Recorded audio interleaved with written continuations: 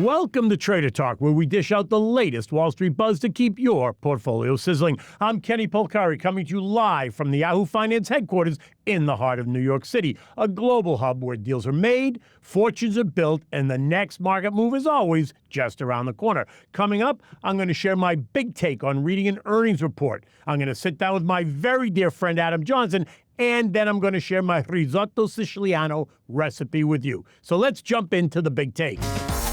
Most people see an earnings report and immediately look for one thing. Did the company beat or miss expectations? But that's not how pros read the tape. Earnings reports are more than just a scoreboard. They're a playbook for what comes next. If you only focus on the headline numbers, you're missing the real signals that could move stocks. Here's what matters. Check the top and bottom lines. Did revenue grow? Profit margins hold up, and were earnings per share higher or lower than expected? But don't stop there. Dig into the guidance. What is management saying about the next quarter, next year, and the health of their business? Are they raising their outlook, holding steady, or warning about tough times ahead? The market cares far more about the future than it did about the past. Now, look for trends and red flags. Are costs creeping up? Is cash flow shrinking while profits look stable? Did the company beat estimates by slashing expenses instead of driving real growth? What's happening with debt, inventories, and customer demand? Read the management commentary and question and answer for hints of confidence or concern. The tone often says more than the numbers. Most importantly, pay attention to how the stock reacts. Sometimes a beat sells off and a miss rallies. That tells you the expectations were too high or too low or already baked into the price. The smartest investors know the market is always forward-looking and full of surprises. The bottom line? Learning to read an earnings report is about connecting the dots, not just checking the boxes. Get beyond the headlines. Listen for what management isn't saying. Watch the price action. That's how you turn information into an edge. Now, once again, it is my great pleasure to welcome my dear friend Adam Johnson back to the show. Adam was my first guest, and he's a portfolio manager for the American Ingenuity portfolio at Bullseye Investment Group and the founder and author of Bullseye's Brief, a weekly growth-focused investment letter spotlighting what he calls American ingenuity in publicly traded U.S. companies. He's also regularly appears on Fox Business as a featured contributor. Before founding Bullseye, Adam spent 5 years anchoring daily business programs on Bloomberg Television, interviewing CEOs, heads of state, Nobel laureates, and prominent investors. Before his broadcasting career, he built a 3-decade Wall Street resume trading stocks, options, and oil at ING Asset Management, Louis Dreyfus, and Merrill Lynch, where he began his career. A Princeton University graduate with a degree in economics, Adam has consistently brought a passion for American innovation and data-driven growth to his work. It is always a pleasure to have him on my show. Please join me, ladies and gentlemen, welcoming my dear friend Adam Johnson. Adam, Kenny it is such a pleasure to have you. Hands? Yes, we are. Right. And by the way, I got to tell you, congratulations. You just recently got married. I think that's great. There it is. I see Proof it. positive. The wedding ring on your hand. It's been a long time coming, but it has been. But you seem very happy, and the pictures I saw were just stunning. Very happy. Good. Okay, so listen. A lot's been happening, right? Oh, yeah. In the markets. We could talk broadly about a whole bunch of things. You know, in fact, we could talk about tariffs, which were front and center, which seem to now be kind of left of center now, not even front and center anymore. Kind of like inflation, kind of like recession, kind of like that whole laundry list that all the gloom crew guys like to talk about. Right, and they talked about for a while creating all kinds of angst. We saw that happen in April, but then we saw the market kind of back off and reassess. Yeah. And then we saw this magnificent, really V-shaped recovery for sure. take place, which, by the way, I have to tell you, I was one that wasn't sure it was going to be a V shape. I thought it was going to be a little bit more volatile. A W? Yeah. I really did. Right. But so tell me, give me your thoughts on why it ended up being V shape and where some investors went wrong.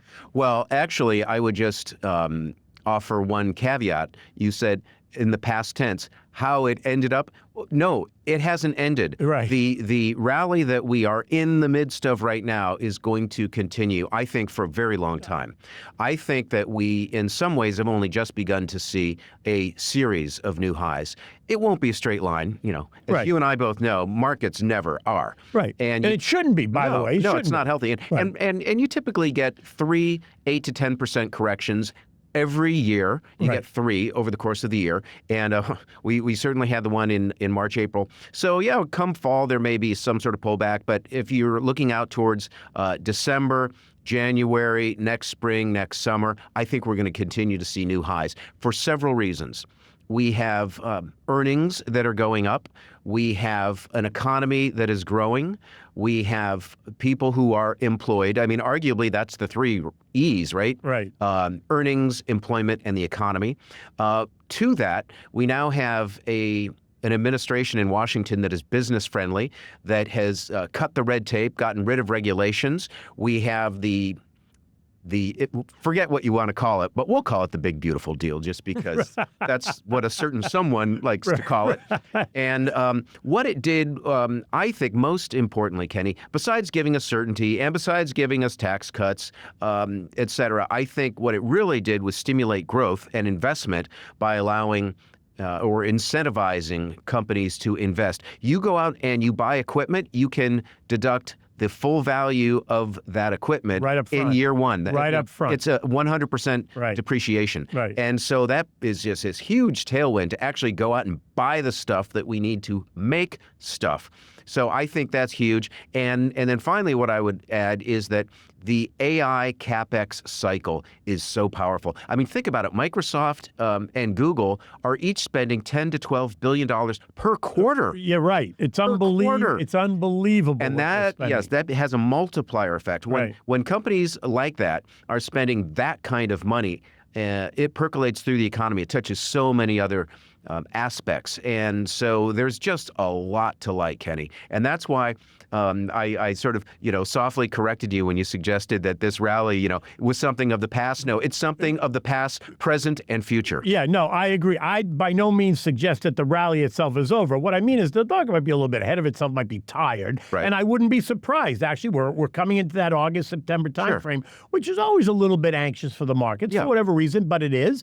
And so just from an investing perspective, maybe you just want to. What you have as investors invested. If you got more to put to work, maybe just wait a little bit and see how the market reacts. Look, if the market continues to go higher, you're participating because you're invested. Right. You investors, whoever it is, right? As long as they haven't taken themselves out of the market, which I would imagine most retail investors have not. So I can speak to that because most of my clients, whether they're Bullseye Brief in investment letter clients or whether they're Bullseye Investment Group money management clients, Right. very similar approach, Kenny, and I'm so proud of my clients. Nobody panicked. Nobody took money out. Nobody said, oh my gosh, do you think it's over, Adam? No, it's not. And for all the reasons we just discussed, it's only just begun. Right. And so I had a number of clients that actually put money in. So And what a difference, because the pros on Wall Street were all negative and shorting and taking money out. selling and it's funny because also in the wealth management business, I saw that same thing. Retail investors that maybe 2 or 3 years ago would have gotten very anxious and nervous, in fact, called up and said, are we putting more money to work? There's been this massive, very swift correction in names that are not, there's nothing fundamentally wrong with them. Yeah. So 2 comments. You and I have been pros on the street for a long time. And I think one of the things that I've observed that you probably would agree with is that somehow bears always sound smarter than bulls, right? And so people want to say, oh, well, have you thought about this or thought about that? Right. And it's as though the bears, these pessimists, have seen something that we gullible bulls haven't seen. Right. So they must be smarter. And that's not true. No, right? it's not true. In fact, a lot of times you end up being dead wrong. I mean, Mike Wilson at Morgan Stanley, how many times has he tried calling a top? Jan Hatzius of Goldman Sachs, the economist there, started to play that same game and then reversed course. And I think these guys should just zip it. But it's good for their business, right? Because that's point number 2. As a pro, I used to work for a guy who would walk in and he'd sort of put his arms on the conference table and he'd say, okay, how are we going to make money today? Well, I'm sorry, but there's not a trade to do every day. 100%. And that's the other thing that I think people need to understand. There is not a trade to do every day, and people should not feel like, well, if you're a day trader, there's a trade to do every day. But if you're a long-term investor, there is not a trade to do every day. And by the way, if you're a day trader, go back to school and learn to read balance sheets and read everything you can get your hands on and become a fundamental investor. Because if you really want to make money over time, and I'm talking about companies that go up 6, 7, 8, 9, 10 times over several years, you're not going to do that as a day trader. You do that as a fundamental analyst. It's harder, but that's how you make money. Yeah, 100%. And you're also more tax efficient. So you're not giving the government half your profits. Yeah. So listen, let me ask you a question, because the theme certainly is AI. Let's just put it on the table. The theme is AI now. It's going to be AI in the future. It's not going away. Right. I still think we're very much in the infancy stages of AI. Yeah. And what's, I mean, look at what has happened to things like ChatGPT or Grok or anything just in the last year, and the way that they've become even more sophisticated. You know, the way that and more popular. More popular. Yeah. You can actually talk to it. It's funny. You talk to it like you and I are having a conversation. Right. And it responds. Now, it's not always right. It does have those hallucinations. I get it, which is why you need to be on top of it. You and I aren't always right either.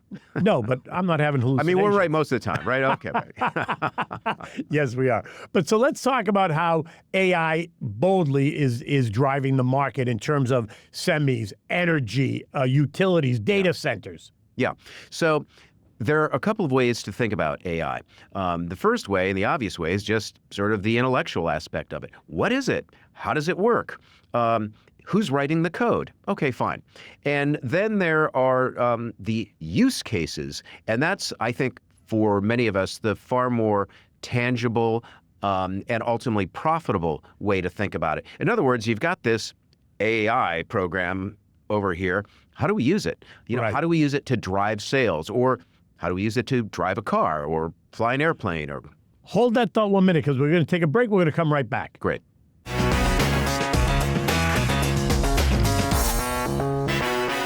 All right, so let's pick up on where we just were. How to use it to drive either your business or drive a car the way you just said. So continue that thought. Yeah, so I'll give you an example, and I'll talk about AI through some of the companies that I invest in, so we make it real, because ultimately that's what we're trying to do here, is figure out how to make money and put AI to work. A company called Symbotic, S-Y-M. This company is automating warehouses. In fact, they are automating all 47 of Walmart's warehouses. Get rid of the people and replace them with robots. They are faster, they're more efficient, they don't make mistakes, they can work 24/7. It's just beautiful to see a Symbotic. They don't go to the bathroom, they don't get sick, they don't go on vacation. It's a beautiful, beautiful ballet when you see these robots humming through a warehouse. Okay, which then brings up, but let's be honest and say something. It is true. It might be a beautiful ballet, but then think about what happens to all those people that just got displaced. They need to go find other jobs. Correct. And so where are they going to find them? Well, I don't know. Some of them might go into construction. We've got a housing shortage in this country. Some of them are going to learn. We've got a trade shortage. Yeah, yeah, for sure. In fact, it might be that you're better off learning how to do HVAC or plumbing. I mean, with all the data centers going in, we need electricians. We don't have enough electricians. And you need air conditioners too, because you got to keep those data centers cool. Yeah, and by the way, with all these new robots, we're going to need people who can maintain and service the robots. That is a very specialized tech trade. So it's not as though suddenly jobs are just gone. It's just that new jobs are replacing some of the rote ones that are no longer needed. And by the way, you know, if you're lamenting the fact that, oh gosh, we don't need 52 of those workers who were picking shelves and stuffing boxes, well, that's not a job that anyone should aspire to do for very long anyway, right? I mean, that's not a career. No, it's not a career. You don't go to Walmart and pack boxes for 27 years. Right. You know? Well, you're right. I mean, right? I mean, you know, it's a job you do for a period of time. It's what I would call a gig job. And that's fine. You know, everyone needs a gig job every now and then, but so, you know, I don't think we should torture ourselves over the loss of those kinds of jobs. But as I say, there are new jobs coming out. So Symbotic, a company that uses AI, that's what I would call a use case. The data centers, well, just building the data centers, Sterling Infrastructure, STRL, they keep guiding up because we're building so many of them and wiring them, and then all the equipment that goes in them. So let me ask a question. Yeah. But do you think there's a point where we're overbuilding or no? We'll know we've overbuilt when companies start to tweak their guidance. Right. And that's not going to happen anytime soon. There's a backlog right now. No, I agree. I just didn't, somebody, I was reading a story, I think it was in the Journal, and they were worried about potentially getting to that point where we've overbuilt. Remember? I don't think we're there yet. Remember what I said about pessimists and bears? Yeah. They always sound smart. Hey, but have you thought that we might have overbuilt? Right. Okay, I appreciate that, Sherlock, but we're nowhere there. All right, so let's just talk about one other thing because it's right top of mind as we talk about what happened with the Fed, right? With the latest Fed meeting in July. Now, nobody should have been surprised that there was no cut because it was very clear there wasn't going to be a cut. And I don't necessarily think anyone should have been surprised that he didn't commit to a September cut. I think Jay Powell played it the way Jay Powell always plays it. Yeah. He says, if the data demands it, then we'll do it. I'm not saying it's not going to happen, but I'm not saying it is going to happen.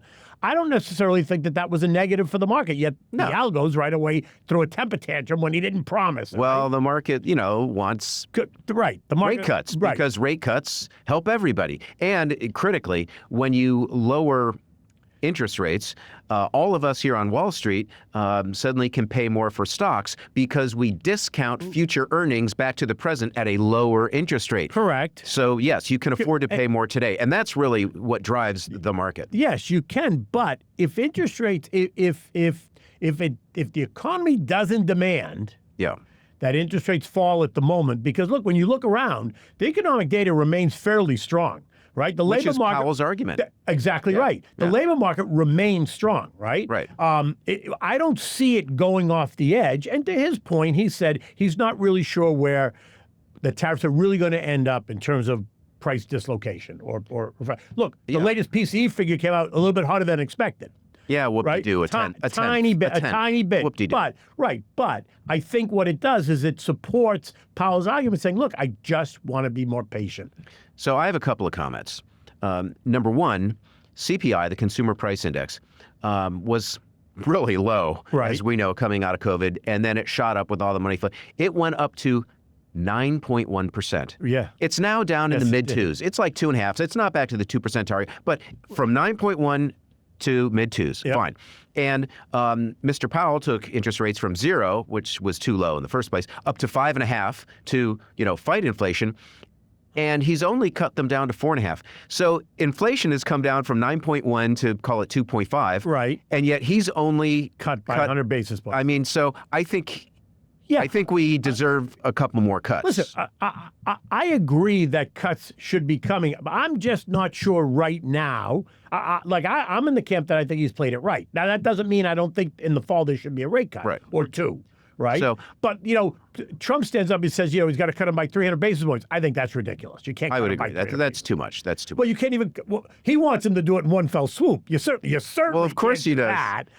But I also think 300 basis points, even over a period of time, unless the economy's going way off the edge, is way too much. Yeah, well, of course it is. I mean, if the Fed cut by 300 basis points, we would all be saying, "Oh my God, what do they see that we don't?" There's something. So that would be a negative story. Oh, it'd be very scary. That wouldn't be a market would sell off on that. That's right. That wouldn't be a positive story. So I'm going to introduce another wrinkle or dimension or facet, if you will, to this conversation, and that is, I think that Mr. Powell is thinking about his legacy. Okay. He is out of there in 10 months. And that's if he serves his full term, which I think he will. And so I think he's starting to think about, how will the world remember me? And imagine if he were to have cut rates and in the middle of the summer, and then we come into the fall, and all of a sudden inflation starts to percolate, and now he's got to raise rates in December, January. 100%. Guess what? He is going to be going out in May, and he's going to be remembered as the guy who blew it. In the bottom of the ninth, he blew it. He had the game tied up, and he blew it. And I think that haunts him, and I think that's one of the reasons why he's waiting. But look, that happened. We saw that happen. Well, you and I saw that happen because we were live the last time that happened in the late 70s when they prematurely cut rates. Yeah. And then inflation just absolutely spun out of control, and Paul Volcker had to jam rates at 21% to absolutely bring the economy to a complete halt. Right? Nobody wants to see that happen again. No. And to your point, I do think in the back of his mind, that's what he's thinking. He does not want to be the guy that's been remembered as blowing it in the ninth inning. And meanwhile, we just got the GDP report. And I know there's some people who say, yeah, but it was only up 3%, which is a lot. It's a lot. Because imports were down by 30%, and so that reinflated GDP. Okay, fine, we can argue about that. But look, 3% GDP is 3% GDP. Correct. It's pretty good. And so he's saying, well, that's pretty solid. So it's not like the economy needs lower rates. We might want lower rates, but it doesn't need lower rates. Right. And so that's my argument, right? I mean, I understand you want it, but does it need it at the moment? And I think that's where the divide is amongst. I think he's a little late. I think he could already have cut rates by 25 or 50 basis points. That doesn't make a huge difference. It's not going to make a huge difference. Agreed. It wouldn't have made a huge difference. Right. So had he cut them by another 25, it would have been fine, right? It was going to take him to 4.25 versus 4.25, 4.5. You know what I'm really looking forward to? When we don't even have to talk about rates and Jerome Powell anymore. I feel like it's such a hackneyed conversation. I mean, really? All right, so let me ask you a question. Who in your mind do you think is the nominee?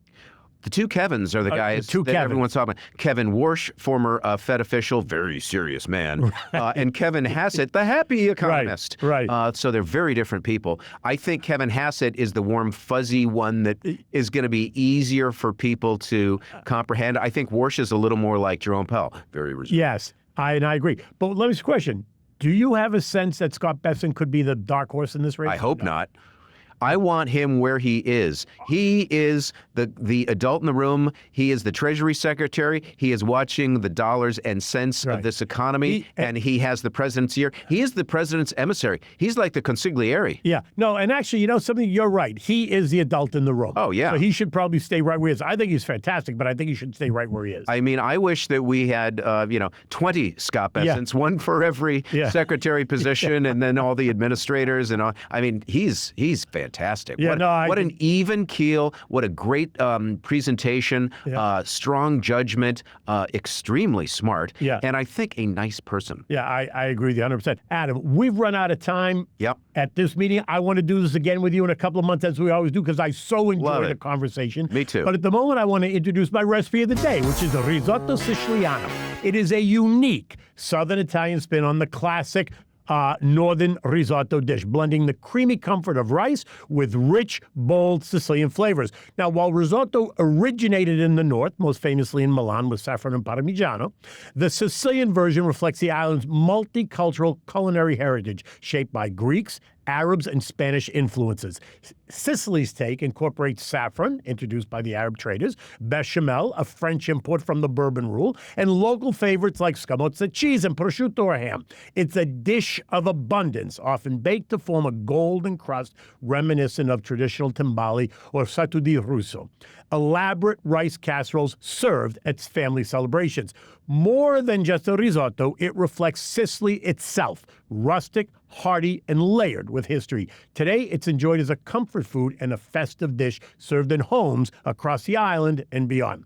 Look, you can scan the QR code on the screen for the full recipe, and you can, trust me, you can thank me later. Now, that's a wrap for today's Trader Talk, but the conversation continues. Subscribe on Apple Podcasts, Spotify, Amazon Music, or wherever you get your podcasts. You got questions or topics you want covered? Email us at tradertalk@yahooinc.com because we're always listening. Until the next time, stay sharp, stay disciplined, and stay in touch. Take good care.